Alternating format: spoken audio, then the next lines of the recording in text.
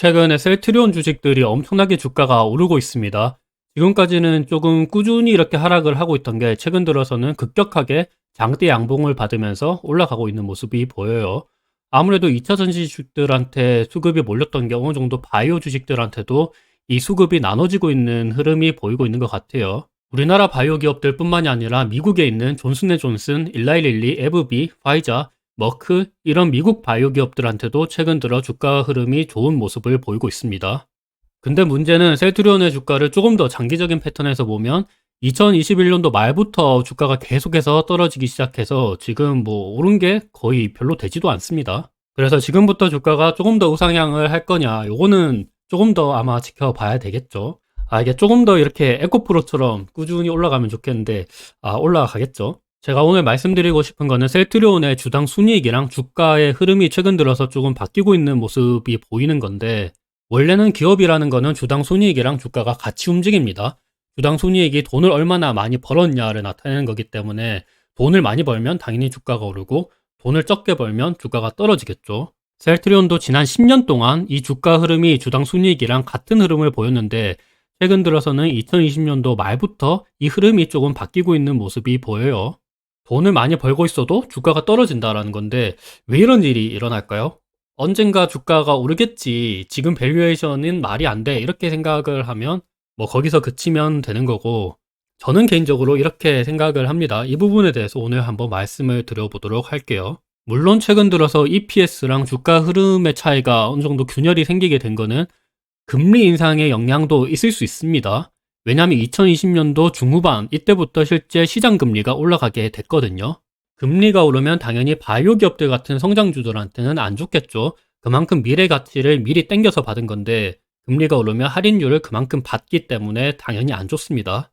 물론 이 영향도 있을 수 있겠죠. 그렇지만 그러면 다른 기업을 한번 보면 삼성전자의 주당 순이익이랑 주가 차트를 보면 대체적으로 같은 흐름을 보입니다. 주가라는 거는 보통 심리이기 때문에 이익에 먼저 선행을 합니다. 그래서 이렇게 주가가 먼저 오르고 이익은 나중에 따라 오르죠. 떨어질 때도 마찬가지입니다. 주가 떨어질 때 이익은 나중에 떨어지죠. 오를 때도 다시 마찬가지죠. 주가부터 오르고 이익은 나중에 오릅니다. 근데 삼성전자 같은 경우는 2020년도 중후반부터 시장 금리가 오를 때도 순이익이랑 주가의 흐름은 대체적으로 일치하는 모습을 보였어요. 셀트리온이랑은 조금 다른 모습을 보이죠. 삼성전자는 우리나라 1등 기업이고 삼성전자랑 당연히 비교하면 안 된다. 그러면 카카오를 한번 볼까요? 카카오는 ESG에서 가버넌스 문제도 많고 최근 들어서는 분할 후 상장 이슈로 많은 사람들의 물매를 받고 있는 기업입니다.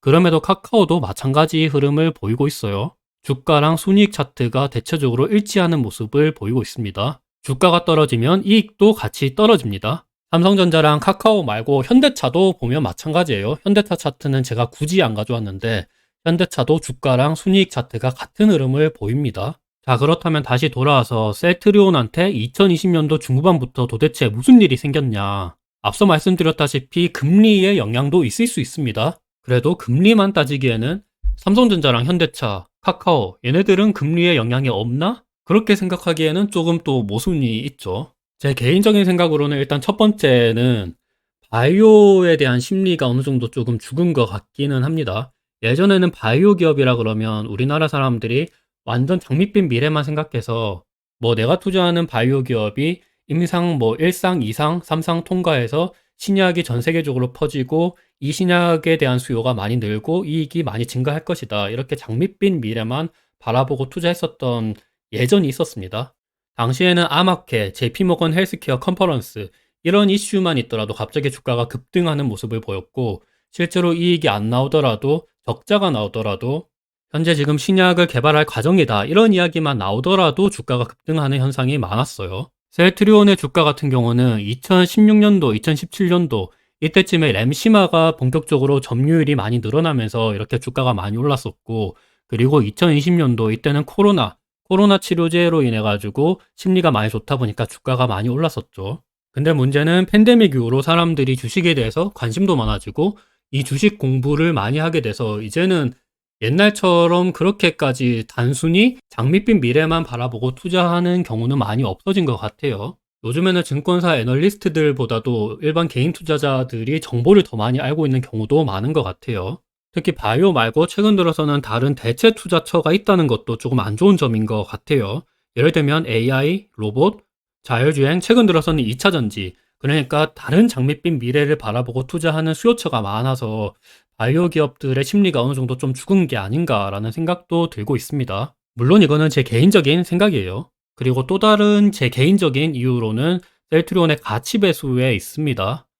이야기를 하면 무조건 욕을 먹을 게 분명하지만 제가 셀트리온 관련돼서 영상을 많이 올렸었고 욕을 진짜 많이 먹었었거든요. 셀트리온 주가가 한창 잘 갈 때도, 한창 주가가 높을 때도 제가 좀 안 좋은 영상들도 많이 올려서 당시에는 재고자산 문제랑 현금 흐름, 그리고 셀트리온의 구조적인 문제점 이런 거에 대해서 말씀드리다가 많이 진짜 비난을 받았었는데, 저는 절대 공매도 세력이 아니고 셀트리온을 숏을 치거나 뭐 이런 생각도 없고, 저는 셀트리온이 진짜 되게 훌륭한 기업이라고 생각을 합니다. 다만 최근 들어서 셀트리온의 주가가 조금 좋은 흐름이 보이지 않는 거에 대한 제 개인적인 의견을 말씀드리는 것 뿐이니까 너무 화를 안 내시면 좋을 것 같습니다.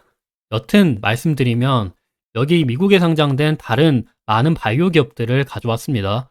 존슨앤존슨, 일라이릴리, 머크, 에브비, 파이자 이런 기업들을 시가총액 순으로 나타낸 거예요. 보시면 존슨앤존슨이 거의 4,300억 달러, 일라이릴리가 3,500억 달러, 거의 셀트리온이랑 비교도 할 수 없을 정도로 대기업이죠. 머크, 에브비, 파이자, 아스트라제네카, 노바티스 이런 기업들도 다 마찬가지입니다.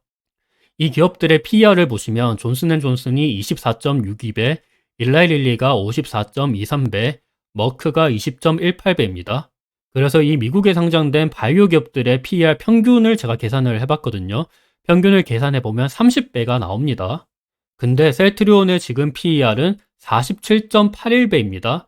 포워드 PER 기준으로는 41.58배예요. 이것만 봤을 때는 미국의 다른 바이오 기업들에 비해서 확실히 가치 배수가 높다라는 것을 알 수 있습니다. 물론 이 가치 배수만 보고 판단하는 것은 당연히 아니죠. 가지고 있는 자산이라든가 아니면 지분 가치, 그리고 다른 무형 자산 이런 것까지 다 합쳐서 봐야 되는 거긴 하지만 이 PER 가치 배수만 보고서는 그래도 다른 미국 기업에 비해서 확실히 조금은 고평가를 받고 있다 이렇게 볼 수 있을 것 같습니다.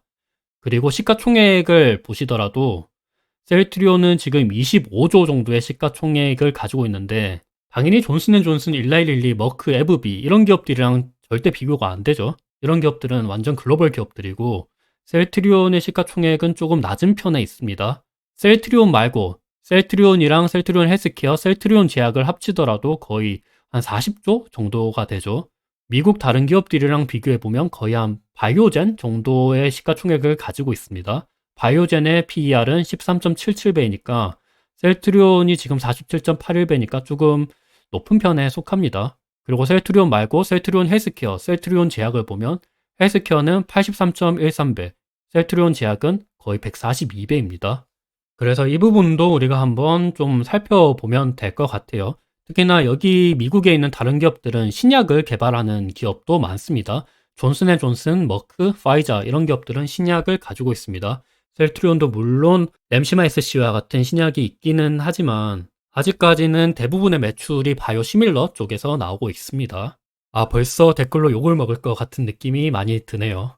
셀트리온은 성장 기업인데 바이오 기업인데 어떻게 PER로만 비교를 하냐 이렇게 보실 수 있어서 이제 매출 성장률, 그러니까 순이익 성장률을 기준으로도 한번 보면 셀트리온의 지난 5년간 EPS 성장률이 7.63%입니다. 지난 5년간 평균 동안 셀트리온이 벌어들이는 순이익이 7.63% 매년마다 상승을 했다라는 거예요. 미국의 다른 기업들을 보시면 존슨앤존슨은 좀 셀트리온보다 낮습니다. 5.3%이고 그치만 일라이릴리가 10%, 에브비가 13.3%, 파이자는 22.7%입니다. 물론 파이자는 코로나 백신에 대한 영향이 있겠죠. 머크가 25.6%입니다. 즉, 이 점만 봤을 때는 물론 셀트리온도 성장을 매년마다 하고 있기는 하지만 다른 미국의 바이오 기업들도 물론 성장을 하고 있습니다. 셀트리온만 성장을 하고 있는 것은 아니에요. PER과 EPS 성장률 말고 이제 배당을 한번 비교를 해보면 셀트리온은 다들 아시다시피 주식 배당을 합니다. 최근 들어서는 현금이랑 주식 배당 같이 합니다. 참고로 셀트리온의 이번 현금 배당 지급일은 4월 24일이에요. 얼마 안 남았습니다. 셀트리온은 이번 주식 배당을 한 주당 0.04주를 주기로 했습니다. 요거를 배당률로 따지면 4%겠죠. 한 주당 0.04주니까 25주를 가지고 있으면 한 주를 준다는 거예요. 현금 배당은 한 주당 375원이기 때문에 이거는 거의 없는 거라고 보셔도 무방할 것 같고, 미국의 다른 바이오 기업들의 배당 수익률을 보면 존슨앤존슨이 2.73%, 에브비가 3.66%, 파이자가 4%대입니다. 근데 얘네들은 배당만 하는 게 아니죠. 자사주 소각도 합니다. 뭐 물론 셀트리온도 최근 들어서 자사주 소각을 하고 주주환원 정책을 확대하고 있기는 하지만, 정통적인 미국의 바이오 기업들은 이 수치가 워낙 크기 때문에 셀트리온의 주주환원 정책이 훨씬 더 크다 이렇게까지는 이야기하기가 힘들 것 같아요. 그리고 또 다른 지표인 마진, 영업이익률을 비교해 보시더라도 셀트리온은 지금 작년 말 기준으로 28.34% 마진이 나왔습니다. 작년 말 분기 기준으로는 20%대 정도의 마진이 나왔어요. 바이오 기업들은 거의 무형자산을 가지고 투자를 하기 때문에 보통 영업이익률이 상당히 높습니다. 셀트리온도 높죠. 그렇지만 다른 미국의 존슨앤존슨이나 화이자, 아스트라제네카 이런 바이오 기업들의 영업이익률도 거의 30%대 정도가 나옵니다. 셀트리온만 영업이익률이 높은 편은 아닙니다. 그리고 셀트리온은 다들 아시다시피 셀트리온 헬스케어를 거쳐서 이 제품을 해외에다가 팔죠. 근데 셀트리온 헬스케어의 영업이익률을 보시면 거의 10%대 정도가 나옵니다. 셀트리온한테 비싼 값을 주고 이 약을 사와서 해외에 팔 때는 그만큼 비용 전가를 못하고 있는 실정이긴 해요. 이 점도 우리가 한번 좀 보셔야 될 것 같습니다. 이런 이유로 지난 10년 동안 셀트리온의 매출과 영업이익이 꾸준히 상승을 했지만 PER도 같이 떨어지는 모습을 보였습니다. 물론 2012년, 13년도에 비해서 2016년도, 17년도는 램시마의 점유율이 많이 올라가다 보니까 이렇게 PER이 올라갔겠죠, 당연히. 이때는 성장 가능성이 충분히 많이 보였으니까. 그리고 2020년도는 코로나 때문에 이렇게 PER이 많이 올라갔습니다. 근데 최근 들어서는 그렇게까지 반등을 못하고 있는 모습이 보이고 있어요. 영업이익이 지난 3년 동안 꾸준히 잘 나왔고 앞으로 이 이익이 계속해서 늘 거라고 생각이 들고 있기는 하지만 정작 PER이랑 PBR 가치 배수는 점점 떨어지고 있는 모습을 보이고 있습니다. 지난 10년간 이 가치 배수가 떨어지긴 했지만 그래도 지금도 아직까지 미국의 다른 바이오 기업들에 비해서 조금 고평가가 아니고 조금 더 비싸게 거래되고 있다라는 것을 우리가 확인할 수 있었죠. 그렇다면 셀트리온 말고 다른 바이오 기업들도 기준금리가 인상을 하면서 주가가 같이 떨어진 게 아닌가 이렇게 말씀을 하실 수 있는데, 미국에서 가장 유명한 바이오 ETF인 XLV, 티커명 XLV를 보시면 이 바이오 기업은 꾸준히 올라가고 있는 모습을 보입니다. 미쳤죠? 셀트리온은 2020년도 중후반부터 이렇게 떨어졌죠. 요거만 봤을 때 조금 마음이 불편합니다. 물론 여러 가지 문제가 있을 수 있어요. 우리나라 기업은 ESG에서 가버넌스에 문제가 생겼고, 그러니까 코리아 디스카운트가 받는 거는 당연하다. 미국의 기업들은 자사주 소각을 하기 때문에 EPS가 올라가서 당연히 그러면 주가가 오를 수 있지 않느냐 이렇게 말씀을 할 수도 있는데, 아니 기업이 그래도 돈을 많이 벌면 주가가 올라가야 되는데 주가가 안 올라가는 거는 조금 이상하다 이렇게 살펴볼 수 있을 것 같습니다. 대부분의 셀트리온 투자자들은 공매도 이야기를 많이 하시죠. 실제로 셀트리온은 공매도 금액이 엄청나게 많습니다.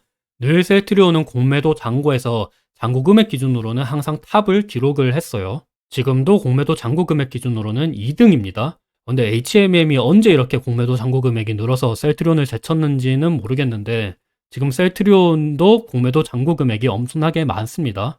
근데 사실 이 기업의 시가총액이랑 비교했을 때는 셀트리온의 공매도 잔고 금액 비중이 1.51%로 그렇게 높은 편은 아니에요. 코스피에서 36등을 차지하고 있습니다. 셀트리온보다 높은 곳이 뭐 HMM, 아모레퍼시픽, 카카오뱅크, 크래프톤, SK바이오사이언스 이런 기업들은 셀트리온보다 더욱더 공매도 잔고 비중이 더 높습니다. 물론 공매도 세력들이 일부러 개인 투자자들의 손해를 입히기 위해서 한 것이다, 돈으로 억누르는 것이다 이렇게도 볼 수 있기는 하지만 공매도 세력들도 공매도를 잘못 치면 이번에 에코프로나 에코프로비엠처럼 진짜 무한대의 손실이 일어날 수도 있거든요. 그런 점에서 공매도 세력들이 셀트리온의 공매도를 왜 이렇게 많이 친 것인가에 대해서도 한번 그 근본적인 원인에 대해서도 한번 생각을 해보시는 게 어떨까도 생각하고 있습니다. 여튼 셀트리온의 주가가 최근 들어서 잘 가고 있고 수급 심리도 좀 받쳐주고 있는 것 같아요. 2차 전지에서 바이오 쪽으로 순환매가 오는 듯한 느낌도 들고 있어서 셀트리온의 주가 자체도 지금까지 진짜 많이 떨어지기도 했죠. 가치 배수도 거의 바닥에 근접했으니까 지금 역사적으로 저평가를 받고 있다는 것도 동의를 하고 있습니다. 그래도 제가 말씀드리고 싶은 거는 2020년도 중후반부터 왜 이렇게 EPS랑 주가 흐름의 균열이 조금씩 생기고 있었는지에 대해서도 한번 근본적으로 생각을 해보시는 게 좋을 것 같고, 다른 글로벌 기업들이랑 비교했을 때 왜 이렇게 가치 배수가 조금은 높은 것인가. 성장률도 지난 5년간 7%대 정도가 나오고 있는데, 앞으로 물론 여러 가지 파이프라인이 있고 계속해서 바이오 시밀러도 나오고 있고 신약도 계속해서 개발할 거긴 하지만, 다른 바이오 기업들은 가만히 있는 게 아니거든요. 다른 글로벌 바이오 기업들도 계속해서 신약을 내놓고 있고 여러 가지 신사업을 확장하려고 하는 모습도 보이고 있습니다. 실제로 그 기업들의 매출 성장률도 계속해서 늘어나고 있는 것도 아까 전에 보셨죠. 여튼 셀트리온은 우리나라에서 바이오 기업 독보적인 1등이라고 생각을 하고 있고 기술력도 굉장히 좋기는 하지만 조금 더 여러 방면으로도 생각해 보시는 게 어떨까, 그렇게 생각이 들어요. 셀트리온이 안 좋다고 말하는 게 아닙니다. 저도 셀트리온을 가지고 있어요. 조금은 셀트리온의 주가가 오르는 것을 그 누구보다 응원을 하고 있는데, 그래도 조금 진정한 주주라면 여러 방면으로도 생각해 보시는 게 어떨까, 그렇게 생각을 하고 있습니다. 어찌됐든 간에 주가라는 거는 PER 곱하기 EPS인데 EPS는 조금씩 연간 7% 정도 성장을 하고 있죠. 근데 PER은 계속해서 떨어지고 있습니다. 이 PER이 글로벌 피어 그룹들이랑 거의 비슷한 수준으로 계속해서 떨어지고 있는데, PER이 떨어지면 EPS라도 올려야 주가가 오를 수 있겠죠. EPS가 오르려면 어떤 새롭게 바이오시밀러를 많이 출시를 한다든지, 이 바이오시밀러의 점유율이 더욱더 확장이 되고 이 가격을 높인다든지, 아니면 신약을 개발해서 PER, 가치 배수를 더욱더 높게 하는 방식도 있겠죠. 물론 이 방식은 EPS도 오를 수 있습니다. 그리고 서정진 회장님께서 이번에 다시 오셨는데 주주환원 정책을 조금 더 확장을 해서, 그러니까 자사주 소각도 해서 EPS를 끌어올리는 방법도 생각을 해볼 수 있지 않을까. 셀트리온 돈 잘 벌잖아요. 이때까지 돈 많이 벌어서 가지고 있는 돈도 많을 텐데, 이럴 때 자사주 소각도 시원시원하게 해가지고 주주 환원을 좀 적극적으로 해주셨으면 좋을 것 같습니다. 여튼 오늘 영상은 여기서 마무리하도록 하고, 괜히 셀트리온 영상을 올리나 라는 생각이 많이 드네요. 죄송합니다.